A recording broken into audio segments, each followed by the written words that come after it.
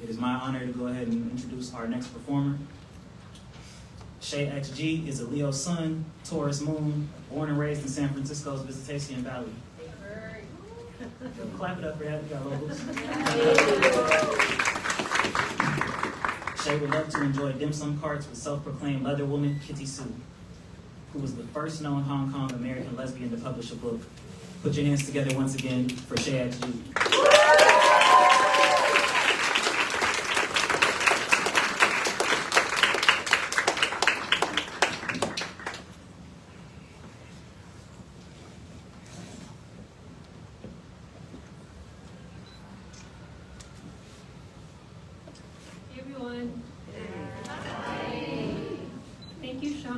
Intro, and thank you everyone for being here, listening, and being in community with us. I'm gonna jump right into my first poem. I wanted to write into abundance and this sort of accumulation of things. I started writing this poem immediately after scrolling through news headlines. A preface to the poem. I'm going to say a preface to the poem because I pulled some words from Ruth Wilson Gilmore, who said, "What the world will become already exists in fragments and pieces, experiments and possibilities." This poem is called "Only Nothing Limits the World" after June Jordan. Nearby, the photographer captures a couple against the backdrop of smoke broiling from the 3,000-year-old sequoias. I think of wood, how it absorbs moisture, becomes soft. Baba built our house too. One summer, the roof of the bathroom collapsed. I breathed in the warm tobacco, sawdust, and denim, callus on callus, and sweat soaked into plaster. I used to think being in this body meant compartmentalizing my most intimate places into dressers and hardwood shelves, hidden away in miscellaneous boxes. These days, I remind myself the body is myth. Baba drops us off in America and does the Pledge of Allegiance with us. His God stretched like good. At the Foxconn factory, someone is already dead or wants to die. Morning again, already the earth is muddled in catastrophes. I promise, I'm trying not to make this beautiful. June Jordan said, "Only nothing limits the world." I think about this often. How I don't want to become apathetic to my beloveds. I mangle my languid, text to sequoias, "I love you," and I'm left unread. I hate the word supernatural because there's nothing more natural than communing with our ghosts. These days, I hoard everything. Borrow letters from the shelves of a library.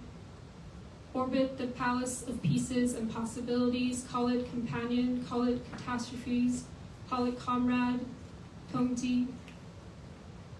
I meet my grandmother for the first time in my sleep. She kneads grief into the buttons of my palms. Baba's calloused hands ruby them to flames.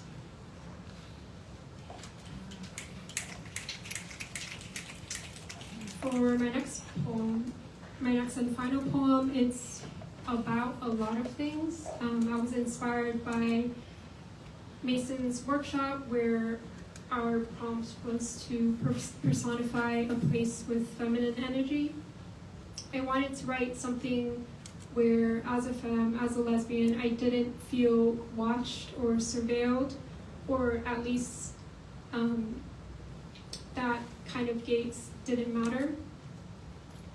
And I wanted to write towards the feeling of safety and love and the dimensions of what those two can do together.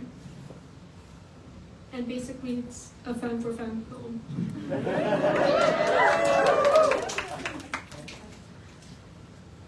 It's called "On Loving Declaratively."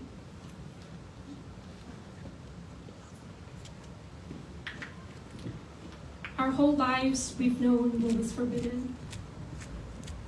In August, she hailed her proudest monsoons, lapped them at our unripe skulls, fermented our bodies with the brine of her living, her pleasure, her arousal. We undressed the sky and licked the marrow of her hearts, feminine and thumping with jubilance. Our bodies were no one's targets, no one's good girls. We were suspicious of no one and as lovable as our ears when they folded into each other's queer embrace.